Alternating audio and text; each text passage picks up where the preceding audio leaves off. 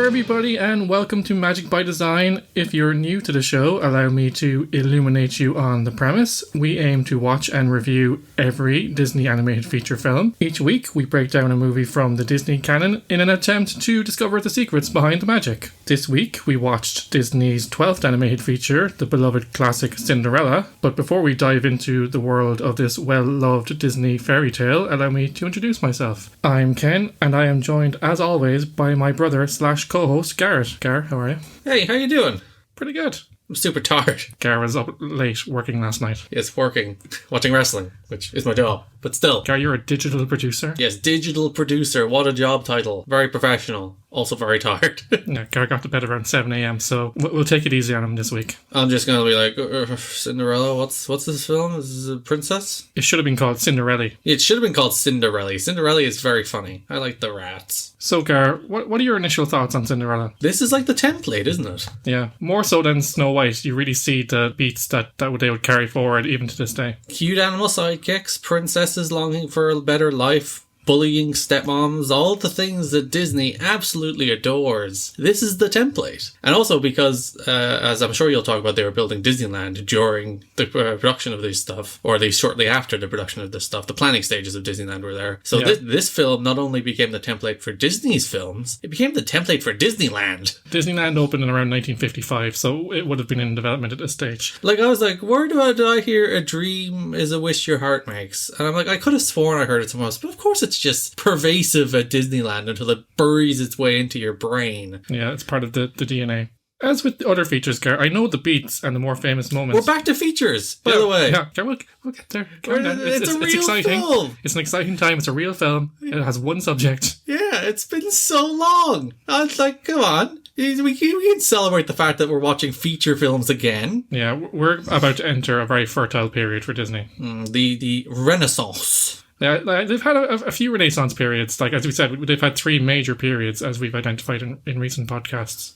So this is the first one. Is there a cultural difference between people that say Renaissance and Renaissance? I don't know. I think Renaissance is more American. So they're wrong. It's the Renaissance. Renaissance. There you go. Ken did French in school. He should know. As I was saying, as with the other features, I know the beats and the more famous moments, but I don't remember seeing it in living memory. That's one of my favourite phrases. I may have seen it, but not as far back as I can remember. I'm not questioning myself, guys. Is Renaissance French or Italian? It's French, I think. Are you sure? I'm pretty sure. Because, wasn't most of the Renaissance based in Italy? I guess so. Alright, now I have to look up whether Renaissance is French. I'll just keep talking while you do your famous Googling. Yeah. Many of the characters and the sequences were unfamiliar to me. Stuff I just didn't remember or didn't know was in the movie. And also, I will freely admit that this type of film feels like it's not for me, but I absolutely loved it. There's an awful lot to like about this movie. Even if I don't fall into the target demographic, it really is a feature for the whole family. Yeah, it's the template. That's the best way I can put it. That it is everything Disney is trying to do and will continue to try to do right up to today is all in this film. It's fascinating, isn't it? We'll dive into it in a minute. But have you found out about Renaissance yet? Are you satisfied? No, I haven't. I'm still Googling. No, I'm not sure. Okay, go. I'm just gonna Google is Renaissance. This is fascinating for the listeners. French or Italian? There we go. These are the important questions. It's French. There you go. I said 3 minutes ago. Yeah, but that's what threw me out. Because most of the famous Renaissance painters and sculptors and all that, they're all Italian. So that's what threw me off, Ken. I'm sorry. Garrett, it's okay to question, and now we learned, and we educated the listeners as well, just in case they didn't know. Yes. Speaking of Renaissance, Cinderella. Cinderella. It's a return to single subject feature animation, as we said. Yeah. After a long period of package films and uncertainty in the 1940s, it's also a return to the world of fairy tales that served them so well pre-war.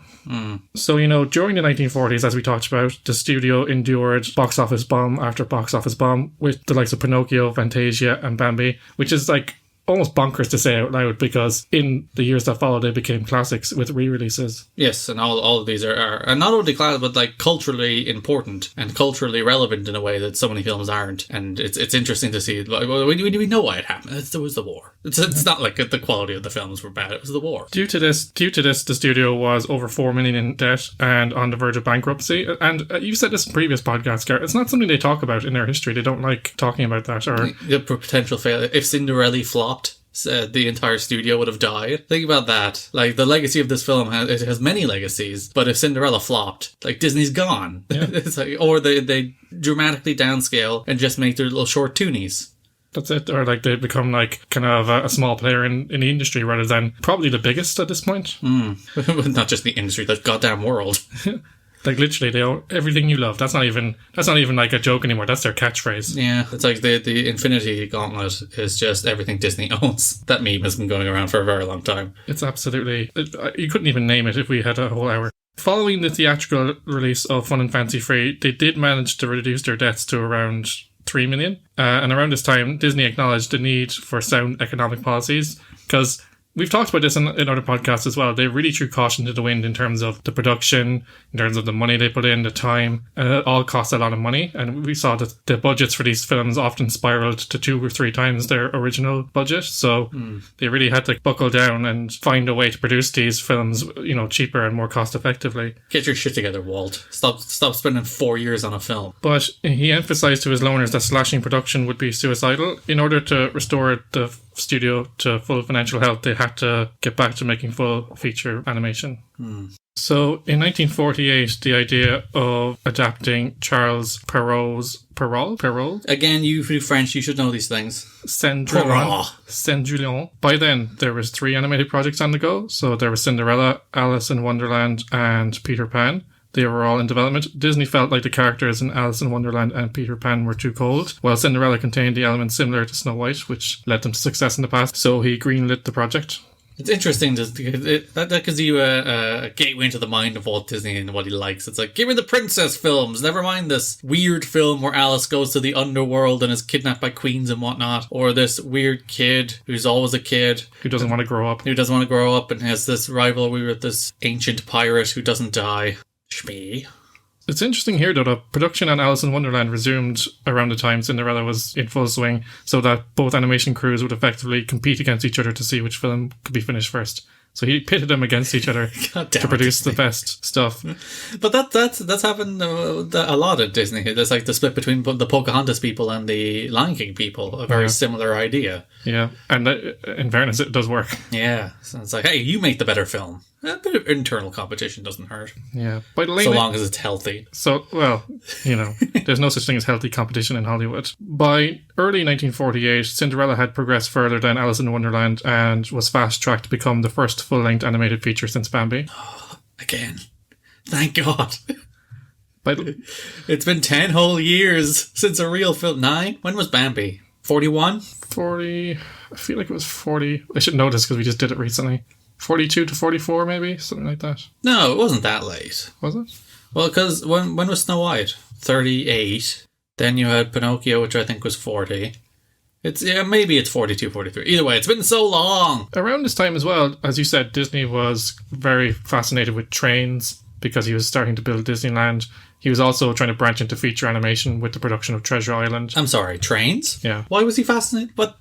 Well, there's a train in Disneyland. Yeah, but what how's there? Like, I love these things. They go. Remember that train we put in those films? Remember the train from Dumbo?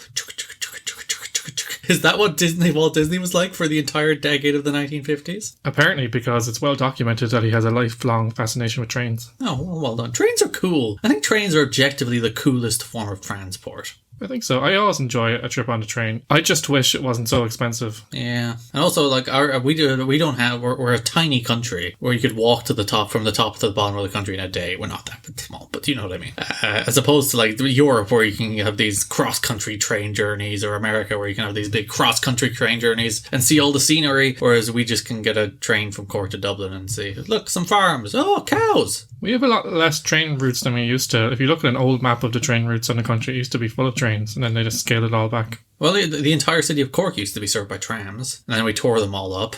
Trams are basically tiny trains. Yeah, I suppose as motor cars became more popular, hear me talking about old-timey.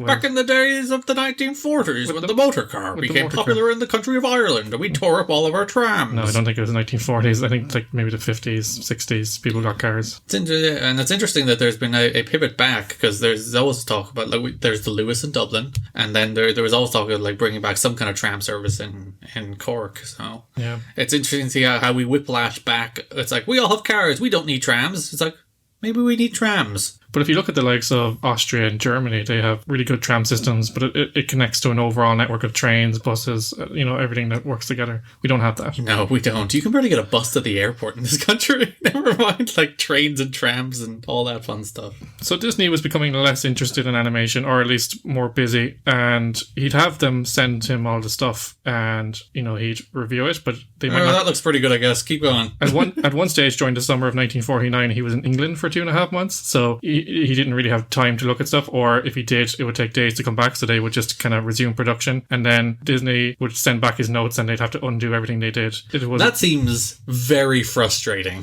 Man, I imagine so, because once you put stuff down in animation, like, there's no undoing it. It has to be redone. Like, the worst thing working in any work environment is, like, you ask a management a question and you just don't get an answer. And then you get an answer that counteracts things you've been doing, and you're like, why didn't you just tell me? And that, like, imagine that, but painstaking work of animation. God, that sounds awful. That literally has to be thrown in the bin. These days it's easier because it's on computers, so you can just, delete or go back or adjust. Control Z it. Yeah, Control X. Control Z. Control Z, same thing. But now we're talking in this period. Obviously, no computers existed, but it was all still a hand-drawn process. Probably existed in the 50s. They existed, but they weren't... they were for the military, and they took up gigantic buildings as opposed to for personal or animation use. So we're talking about here like the late 1940s, so everything had to be scrapped and done again, and that's expensive as well at the time. Disney was like, we need to be more frugal, but I'm going to get back to you 3 days later and make you fix and change things. Disney is sending mixed messages here. Yeah, it's bad management. The miracle this film turned out well. It really is, but we talked about this, maybe the fact that he was less involved meant that it did turn out well. Yeah, it turned out well because Disney wasn't involved, not in spite of it. Not so much because, like, he did have a good creative vision. We've seen that in the past, but sometimes the animators need to be free to express themselves and to take risks and follow their own vision. He had a singular creative vision. My way or the highway type of deal. Yeah, and he's like, is Walt Disney a particularly creative person? I'm not sure. Is he like a very determined person? I think very clearly. Because obviously, as I said, they don't make any new stuff. Again, here, making freaking based off fairy tales. So Disney returned to the studio on August 29th of 1949, and he reviewed all the animation sequences and ordered numerous minor changes, as well as a significant reworking of the film's climax.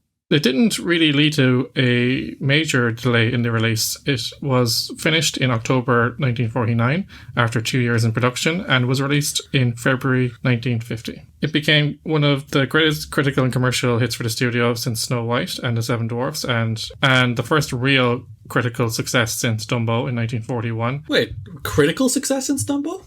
Yeah. What about Bambi? Bambi was panned, remember? Oh yeah, people are so wrong about Bambi. God damn it. Bambi is the first Disney masterpiece. Better than Cinderella. If you want to hear our takes on that, go back to listen to the Bambi episode. It's really good. It helped reverse the studio's fortunes and received 3 Academy Award nominations. This is important as well because Disney had a taste for expansion, and this really helped them go forward with the things like Disneyland and live action films, which would kill animation in Disney eventually for a few years because they wanted to go all in on the live action stuff. Well, that was a mistake. It sure was, Karen. It's funny how it's like, why can't you... Eventually they're like, wait a minute, we can do both. But back then it's like, why can't we do both? Yeah, I just don't think they thought there was any money in it at the time, and it was expensive, and they weren't seeing returns, so they kind of scrapped it. But we'll get there. It's in a few decades. But this was a giant hit. Oh, in a few decades? All right. Yeah, when they try to scrap it in the late 80s. Like post-Renaissance, when they're like, oh, all these things are terrible. It's not like, why don't we start making better animated films? Instead, they're like, let's just make none. Cut ties. Well, let's move on here, guys, to the animation of this film. like Snow White and Pinocchio and Fantasia as well, this film used live action reference footage, but for me the frame rate is a bit jerky at times. But in fairness, there's some very complex human movements in this film, including dancing, running downstairs. It feels like they reserved this for the important scenes and important sequences, so you can definitely see the influence of the lessons they learned from the package films in terms of animating realistic human movements, but they kind of held it back for, a few set pieces. They kind of muddled their way through the rest. I don't think I bumped much on the frame rate. Where did you bump on it? Just in close-ups of Cinderella at points, she was kind of moving quite slowly, and it just kind of jarred with me a little bit, but again, is a product of its time in 1950. But an interesting note here, as part of the effort to keep production costs down, the footage was used to check the plot, timing, and the movement of the characters before animating it, and the footage was then edited frame by frame onto large photostat sheets. So the animators found this very restrictive because they weren't allowed to deviate. So once it worked in live action, they had to follow it. They couldn't come up with their own nuances or changes. So that's where the kind of cost cutting came in. It limited their expression. It's just like, just make it look like this. Additionally to that, the animators were instructed to draw from a certain directorial perspective to avoid difficult shots and angles. So, for example, Frank Thomas says that, he at one point says, anytime you think of, this is a quote from Frank, by the way, anytime you think of another way of staging a scene, they'd say, we can't get the camera up there. And he'd say, well, you could get the camera up there in animation, and you just have to go with the live action, because they're like, no time, just follow the... This is what it's going to look like, okay? Just make it look like this. And then he's like, but in animation, it's a magical world where we can do anything. It's like, we don't have the money. Make it look like this. This needs to be a success, but a cheap one. Well, relatively cheap for animation. Originally, Disney intended the fairy godmother to be tall and regal, much like the blue fairy in Pinocchio. Instead, they went with stout and fat. Yeah. Milt Kahl, who was one of the supervising animators and directors, disagreed with this characterization, and following the casting of Verna Felton, who did the voice, Kahl managed to convince Disney on the more undignified concept of the fairy godmother. So she's not undignified, I think that's the wrong word. That's completely wrong. More kind of homely and kind of, for want of a better term, normal looking. Yeah, it's more of a relatable down-to-earth design that's like, she feels like a fairy godmother instead of like a fairy stepmother, which I think is what or a fairy Stepford wife. Yeah, which is what the Pinocchio one feels like. This feels more like, yeah, that's a fairy godmother. Look at her. She looks like my granny. Yeah, she feels more kind. So yeah, good decision there, pal. The animal characters were animated without live action reference. Oh. Well, because that would be much. Film the animals. God damn it, the rat's not chasing the cheese and the cat's not doing the stalking movements like we want. How can we get this reference footage? Yeah, obviously they did it in Bambi, but that's because they were the main focus of the film. So. And they did it for the movement of the animals, and how the hell do deers move their feet? But here it's like, the animals are very anthropomorphic, particularly the rats. So, you can't really get rats that behave like the rats behave in this film. One thing about the animation I want to call out here, and I want to give a shout out to our good friend Wolfgang Reutherman, who animated the sequence where Jacques and Gus laboriously drag the key up the flight of stairs to Cinderella to free her at the end. It's a very funny sequence, but it's also very well done. And you get the sense of effort and toil that takes the mice to get the key up the stairs. And again, it's especially impressive because there's nothing to reference. You can maybe get humans to do it, but to get these mouse characters to seem like they're giving every last effort to help Cinderella, it's really impressive to see on screen. I figure you're like, oh, they're nice. They're mice. They're nice. I'm like, they're rats. Horrible creatures. They're not rats, they're mice. Rats and mice are the same thing. No, they're not. Get out of here with your animals and your distinctions. Was I just animal racist? You're so speciesist. Yeah, sure, let's go with it. Another thing I want to call out as well is the fairy godmother sequence is absolutely wonderful. I can see why it's iconic. Cinderella's transformation in particular is impressive. The special effects that they used for the magic sequences, where they changed the mice into the horses and the dog into the footman, I think. And the horse who should be driving the coach turns into the actual driver of the coach. Yeah. You can tell that it's iconic because it's one of the ones that they use. If they're going to show a scene from Cinderella, that's the one that they show. Can you imagine if you lived your entire life as a mouse and then you were turned into a horse? These mice take it remarkably well, but what is this? Why am I so tall? It's like everything would be weird. How do you control these legs? It's like you're much taller, your legs are much ganglier. And then they're like, nah, I'll just ride this carriage. Everything's fine. I understand how to be a horse despite being a mouse my entire life. Maybe that's part of the magic. My entire view of mouse reality has been shattered. Crazy stuff. Lucifer, awful cat. Awful cat. We'll get on to Lucifer here. We're going to go on to the story and themes here, Gar. Ken still has to talk about all the fancy things they put in the film. No, Gar, we're on to... Gar, do you know what? I'm happy to let you contribute, but this is my podcast. So, Cinderella is a folk tale and has many, many versions. The earliest telling dates back to between 7 BC and 23 AD. That's very early. Yeah. So it's very much one of those ones, like, it's not, like, I would have thought it was like a Grimm fairy tale or one of those, but apparently it's been told in several versions and guises in different countries and cultures, and Cinderella is based on one of the most popular versions of the Cinderella tale written by French author Charles Perrault in 1697 under the name Cinderella ou la petite pantoufle. Okay, and let me try again. Cinderella ou la petite pantoufle le vert. There you go. 6 years longer, actually, because you would have done it in primary school. Probably 8 years. 8 years of French, coming good. The popularity of his version of the tale was due to the additions of the pumpkin, the fairy godmother, and the glass slipper.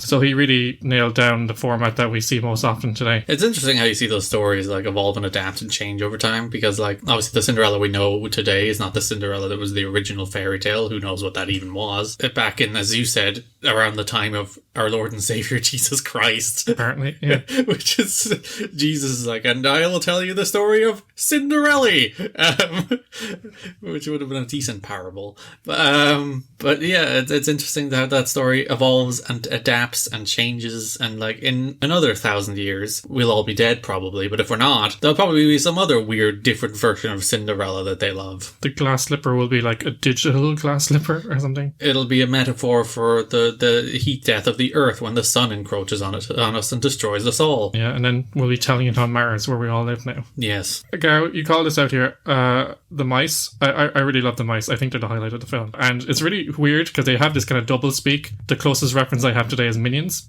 And the Minions is like, oh, everyone thinks like the Minions is just like creation that's very unique. Very unique is redundant, sorry. It's unique. Yes, it's very unique, or you cannot modify unique. It's either unique or it isn't. Yeah, but the mice, like, they have their own language, but like, and you can't always understand it, but it's just really funny. And they call it Cinderella, and it's just adorable. Well, they reminded me, Chip and Dale would be the reference I would have went for as opposed to the Minions. Well, there's more English words in there. You know, it's kind of like a weird, we say every fourth word in English and then mumble the rest, which I think is the mice's language. Cinderella can speak mouse as well, which is very clear. And early version... How can she speak mouse? Where did she learn it? I don't know. Just sitting in those rooms with the mice? It's like... The mice are all she has, Gar. She's studying the mice language? Earlier versions of the script had the film told from the point of view of the mice, so like, which it kind of is. It still is, and I think going all in on that would have been a mistake. The whole story is more or less draped around the mice and their view of Cinderella's fortunes and how they intersect with her. So like, they're also the heroes of the film. They are. Yeah, they initially make her dress for the ball, and they're really excellent at it. They should be seamsters. I was asking you this during the film. It's like, because seamstress is the female adaptation of seamster, or is this again, is seamster the word? I don't know. Seamster, again, live Googling. I believe, yeah, it's a seamster, a person whose occupation. So seamster is the gender neutral term as opposed to seamstress, I believe. So there you go. They could make an absolute fortune. They should get out of that castle and just start making dresses. They would make so much money. Why are they working for Cinderella for free? Yeah, just for food. Cinderella's like, I will give you scraps and then you will accidentally get eaten by cats. Or as opposed to just go out there in the world and build your dresses. You can do some kind of large, like, human approximation where you can get a bunch of mice on top of each other wearing a giant overcoat. Mouse Man. Yes, and they can be like, welcome to Mouse Man's dress shop. Hello, I'm a person. We make dresses. We're not 1,000 mice. One thing I also loved about the story was, and I did not, like, I knew obviously there was a king character, but I didn't think he had such a prominent role. But the broody king obsessed with having grandchildren is really funny. Yes. Like, there's a dream sequence where he has like his dream grandkids, one blonde boy and one blonde girl, and they're riding him like a pony. And then he gets disturbed by the Duke and he's really upset. Yeah, when Cinderella and the prince meet and start dancing, the king is just like, my job here is done. My meddling is complete. I'm off to bed. Tell me when they get married. There's great comedy between the impatient king and the beleaguered Duke. And, there's some really funny gags and physical comedy. Basically, as he abuses him while trying to get him to do his bidding and get his son married off so he can have grandkids. The moral of the story here is Ken enjoys people being abused. Yeah. Gets a kick out of it. But it's kind of funny, and there's a lot of physical comedy there and a lot of breaking of reality, but it's just one of the more enjoyable parts, and I didn't even realise it was in the film. Lucifer, awful cat. Lucifer, I have him down here. Lucifer's a dick. And at one point I said, I hope he dies, and he actually does plunge to his doom at the end. Well, they don't show cats always land on their feet, Ken, but also he falls from a 50-foot tower, so if he does land on his feet, his legs are broken. And his spine is also shattered. It's like they really beat you over the head with the subtlety hammer. The cat's name is Lucifer. It's like, I wonder, is this cat good? He's now officially the worst cat in Disney animated canon, far behind Figaro, who's a much better cat. Not only does he want to kill all the mice, but he also tries to sabotage Cinderella several times. Which is very funny that the cat has a vendetta against Cinderella. Yeah. It's just like, I will try and ruin you just to, I'm bored. Just to amuse myself. I'm just a dickhead cat. This is what I do. And on the converse, the dog is nice and loves Cinderella and loyal. But if you think about it, dog gets much less screen time. I didn't even remember the dog's name. So, nope. Who really won there, Ken? Clearly, Lucifer is the better character. Certainly the more memorable character, just by being an asshole. And I would argue, Gar, that Lucifer is actually one of the main villains. Because Lady Tremaine and the Ugly Stepsisters are technically the villains, but the one who scuppers Cinderella the most is actually Lucifer. Well, the Stepsisters are there more for comic relief than they are for sinister villainship. Yeah. Villainry is probably the word there. As opposed, the stepmother is basically, she's the villain of the film. And the cat is basically an extension of the stepmother. It's a metaphor for her will to suppress Cinderella. That's where the cat gets all the deep hate-filled spite for Cinderella to ruin her life. We have the classic Disney trope, Gar, the prince and Cinderella fall in love instantly without even saying a word to each other. They just see each other and okay, we're in love now. Yes. Done. Job done. And in fairness, the king engineered it that way again. Puppet master. One thing I don't remember, having maybe seen it before, is the attempt to capture Cinderella as she flees at the stroke of midnight. They tried to basically acquire her and avoid her from leaving. So it's not very romantic when you frame it as kidnapping, a hostage scenario. We need you to be his wife. You are a princess now, and you have no say in the matter. I don't think it's against her will, but it's also, it's they just met each other. Maybe she might have said yes if he proposed right there. We don't know. Mm-hmm. But they're like, well, you talk to him now. It's on. Can I have a major plot hole in this film? You do? Yes. I think I know the one you're going to mention, but go ahead. No, it's actually slightly different than the one you're going to mention. First of all, I admire that they foreshadow the slipper falling off her foot very early in the film when her regular slippers fall off her feet. Yes. But Ken, if the slipper keeps falling off her foot, that suggests the slipper doesn't fit. Oh my god. So if the slipper doesn't fit, and the whole end of the film is based around the one person this slipper fits is the person who shall be princess, perhaps Cinderella is not princess after all.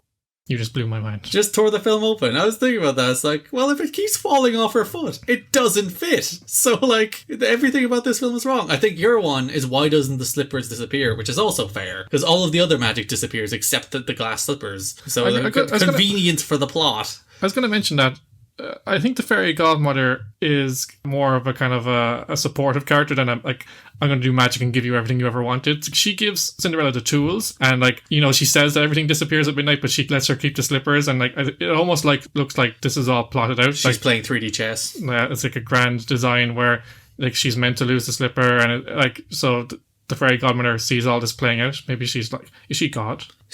Perhaps. It's in the name. It sure is. Also, I was wondering, is this where the expression "if the shoe fits" comes from? And it's not. Yes. It preceded this, and apparently the original expression was "if the cap fits," because the fool's cap, the dunce cap, the Joker cap, that kind of thing. So if the dunce cap fits or the Joker's fool's cap fits, you're then the fool. So that's where that original phrase came from. What do you think of the depiction or the development of the character of Cinderella versus Snow White, for example, in terms terms of female character development. She's a more interesting character. Like, Snow White is just like shock and awe through the film. Oh, it's the dwarves. Oh, look at all these animals. These woods are scary. I'm now asleep for 2 years. I'm awake. Let's get married. Whereas Cinderella's like a character that has more like agency and more desires. Like, she wants better than the world. She's clearly very competent. She can clean very well, I guess. She's also, she's a much more developed and interesting and more well-rounded, and I don't know, just she has more lines than Snow White does. Yeah, as I said, the fairy godmother gave Cinderella the tools to help herself, but she didn't make it easy for her, and she has help from the mice and her friends along the way, but at a certain point she had to take her destiny into her own hands, and you do get a sense of her will and her as much as, her resolve is tested at times, and she feels like she's never going to escape her life. She keeps on trying, and she's optimistic, and there's points where you can see that, she's subtly defiant. Now, she can't be outwardly defiant, or else she'd be homeless, thrashed or homeless or beaten. But overall, Cinderella feels less passive than Snow White, and the story's conclusion is all the more satisfying for it. Yeah, Snow White feels whisked away by the plot, where Cinderella does drive the plot here with some help from some mice. But I have a note here, Gar. Lady Tremaine's face when she gets got in the end is amazing. Yes, and that's a very unlike Snow White, unlike even Bambi, which doesn't have a particularly great climax, even though I think Bambi is probably on the whole a better film. Like this, I think, is the best plotted of Disney's films in terms of a clear beginning, middle, and end, a very good, satisfying climax. As he's like the said stepmother breaks the slipper, and she's like, ha ha ha, trump card played. You're not going to be Princess Cinderella. And then Cinderella just whips out the other glass slipper, and she's like, oh yeah, got her. I'm princess now. Yeah, so I do think it's probably the best plotted of any of the Disney films. I did notice that in the previous film, the third act is quick and it seems to speed to conclusion, especially in Snow White. But this seems more sophisticated with more twists and turns and suspense. It really feels like there was a couple of times where I thought it was going home, and we had a couple more turns after that. So it's like Lord of the Rings out in here. Yeah. Just keeps on going. Like, it did have that distinct 3-act structure, but it also, as you said, it just felt more complete and more satisfying. I don't know, just like, it wasn't as straightforward as I thought it would be. Like, the third act of Bambi is as thin as it gets. Like, yeah. And the third act of Snow White is even worse, where it's like, and now the what's her name shows up and she's a hag, and then she tries to kill Cinderella, and then lightning, rocks fall, she's dead. End of film. That's basically the end of Snow White. It comes out of nowhere. Whereas this is like, it as you said, there's the clear, it has a clear 3-act structure. It's like before ball, after ball, and it builds, it pays off, even though I don't think the slipper bit makes sense. But other than that, yeah, it's a really, as I said, best plotted film of the Disney films so far. Yeah, I'd agree. Moving on quickly, Gar, to the music, and as we know, Nicole is our musical expert, so we won't dwell on it too much. We don't want to steal her thunder, but Cinderella is known for having many iconic Disney songs, including the toe-tapping earworm Bibbidi Bobbidi Boo. Bibbidi Bobbidi Bibbidi Bobbidi Bibbidi Bobbidi Bobbidi Boo. One thing I bippity bottled it. Good one, Gar. Yeah. One thing I did not know was "A Dream Is Your Wish Your Heart Makes" is from Cinderella. In fairness, I didn't know where it was from, but I didn't think it was in this film. Yeah, I've never seen this film, so there you go. I will say, like, it's funny that immediately they come out of the gates with "A Dream Is a Wish Your Heart Makes," which is a great song. Fantastic! Like, literally, again, Disney in a bottle. And it's a song I can actually remember. And we've had 3 musical package films. We have. None of which I remember a song from. And here we go, right out of the gate. Cinderella's just like, iconic song, boom. Bippity boppity boo, iconic song, boom. Like, the music of this is so much better than maybe the music of any of the films yet. I think the score of Bambi is a real feat. Yeah, When You Wish Upon a Star is an iconic song, and Hi Ho is an iconic song. But Hi Ho is just like 4 words repeated over and over again, so it's not like the most complex of songs. So yeah, I think the musical level, like in terms of like memorable music, it's certainly a step up from their recent endeavors. And one of the clever things they did was build the score around the recurring theme of "A Dream Is a Wish Your Heart Makes." So it's varying levels of that, and it has the more kind of dramatic elements for the chase and all that. Dramatical, is that a word? I don't know, but overall it gives a kind of a subtle romantic feel, and obviously there's the more delightful elements of the magic sequences. So in the package films where the score is just in the background, you just don't notice it, and even like Snow White, besides the major songs, I couldn't really tell you, this one actively felt like it was part of the story, and you're like do do do do do do, and the magic sequence where she goes to the ball is driven by Bibbidi Bobbidi Boo. So each sequence is framed around a song in both the actual song itself, of course, and the score. I thought that was really clever. The music of the film is highly praised, Gar. It's nominated for Best Music and Best Original Song for Bibbidi Bobbidi Boo at the Academy Awards. Wrong song. I was just about to say, I'm really surprised that Dream is a Wish Your Heart Makes was not nominated for Best Song. It's the better of the songs. Come on. It's the one that will be driven into your brain in Disneyland. So come on. In terms of my final thoughts on the legacy of this film, for me, Cinderella is undeniably a Disney classic, but it falls short of the title of masterpiece that we've given to the likes of Bambi. But I can see why it has endured the test of time and continues to capture the hearts and imaginations of Disney audiences to this day. But I think that, as we said in the production, there was still some shortcuts and there was still some problems with it. As much as like the plot was good, the music was good. I think like the frame rate and the animation wasn't quite up to the standard of the likes of Bambi. So I wouldn't call it a masterpiece because I think they were still getting back on their feet in terms of feature animation. But I do see why it has such a strong place in Disney history. And yeah, like as I said, its legacy is the castles in Disneyland. So like Disneyland is literally built around Cinderella. Cinderella is like the firm foundational building block of everything that Disneyland is in terms of the castle and the music and all of that stuff that you hear. So that and Sleeping Beauty, we'll get to that. Yeah, but that's another like 70 years away. But the most important part of the legacy, Ken, there was 2 sequels. There was. Now I was going to watch the sequels, but very busy this weekend, so I couldn't. So I'm going to instead, Ken, read the plot synopsises of the sequels. Go for it. Cinderella's mice friends, Goose and Jack. Very good. Or called Gus Gus. Is his name Gus Gus or Gus? It's just Gus, but they call him Gus Gus. Alright. Fairy godmother is reading a story, much of disappointment, blah-de-blah. Oh, stringy 3 segments. Cinderella 2 is a package film. Oh, thank God I didn't watch it. I would have been so upset. Never mind. Abandoning Cinderella 2 dreams come true. It's based on 3 segments. It's the fairy godmother stories to tell. Alright, Cinderella 3... A Twist in Time. Sounds like a much... If it's a time travel film, I actually might watch it. Alright. Cinderella and the prince are having a picnic to celebrate the 1-year anniversary. The stepsister is bitterly arguing, doing their chores. Oh, this is a full sequel. Alright, I'm on board. I might watch Cinderella 3, A Twist in Time. Ken wants to get out of here, go home. I'm like, no. These films. Fairy godmother inadvertently drops her wand and Anastasia takes it. Lady Tremaine, reveling at another chance to ruin Cinderella's life, uses the wand to go back in time to the day the Grand Duke fitted the glass slipper on Cinderella. She uses the wand to expand the slipper so that it fits Anastasia. Oh, I'm gonna watch this film. This sounds great. It's like Cinderella and time travel. Yeah, maybe we can review that one day, but today we're reviewing Cinderella, Gar. So yeah, she goes back in time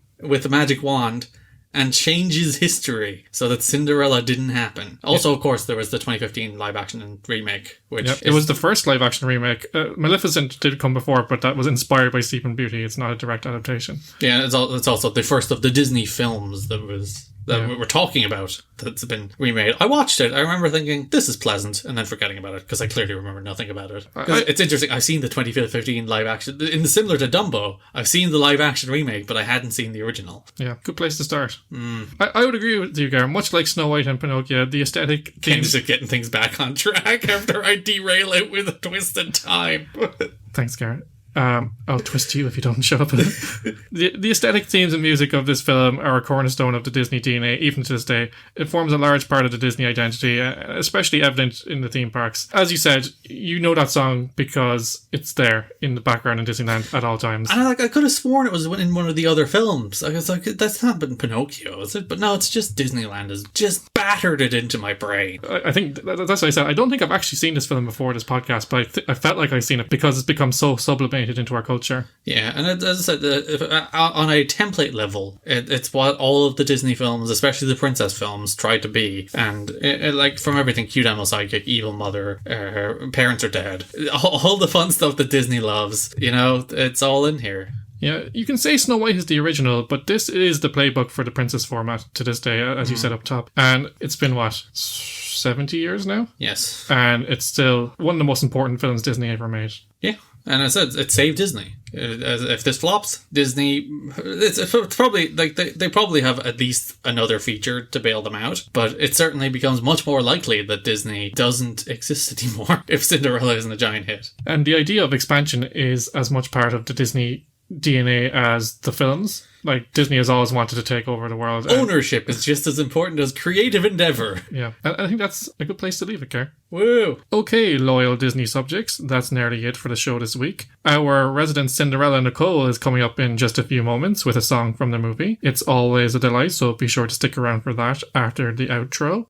You can find new episodes of Magic by Design every Monday, where all magical podcasts are downloaded. Check out our website at magicbydesign.buzzsprout.com to find a full list of podcast providers. Magic by Design is also on all your favourite social media platforms. You can find us on Facebook at facebook.com/Magic by Design Pod, on Twitter at Magic Design Pod, and on Insta at Magic by Design Pod. We are not on TikTok, however. We are too old for TikTok. Ancient people who don't... What are the TikTok? Why are they so short? Children! If you are a fan of what we're doing here on the show and want to help us out, please do consider giving us a positive review on your podcast platform of choice. Share the podcast on your socials, or even recommend to a fellow Disney enthusiast. We really would appreciate your help in being our own fairy god people, in helping our podcast to grow. Let's just hope it doesn't turn into a pumpkin after midnight.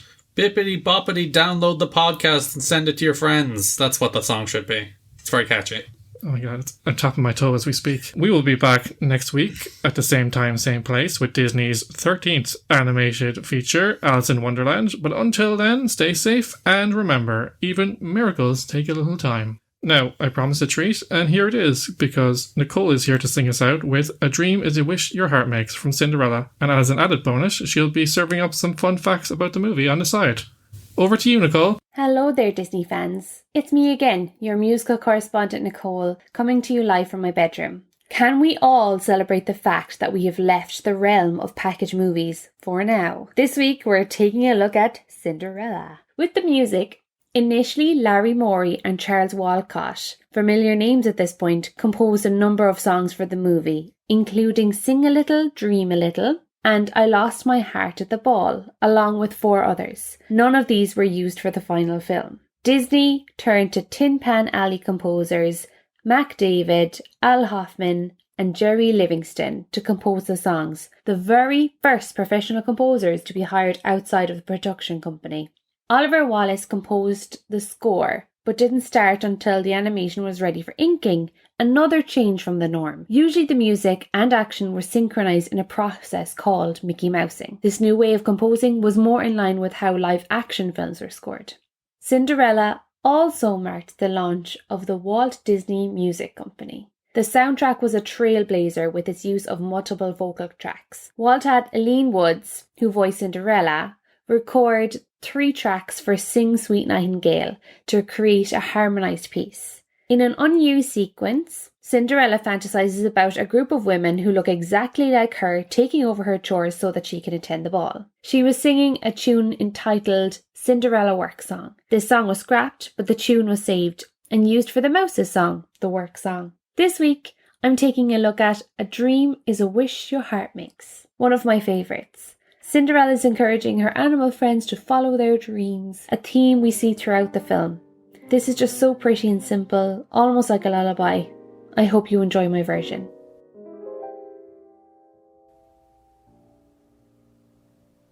A dream is a wish your heart makes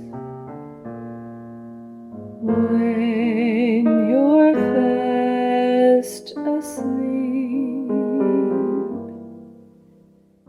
In dreams you will lose your heartaches. Whatever you wish for, you keep.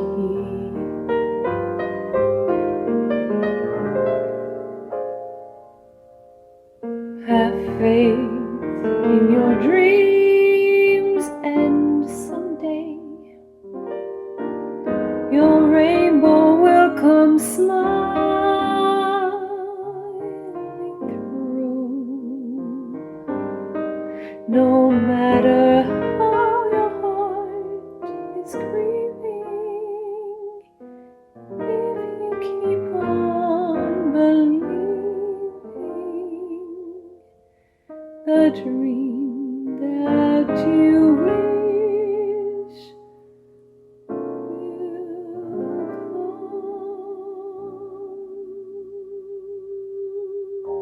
you.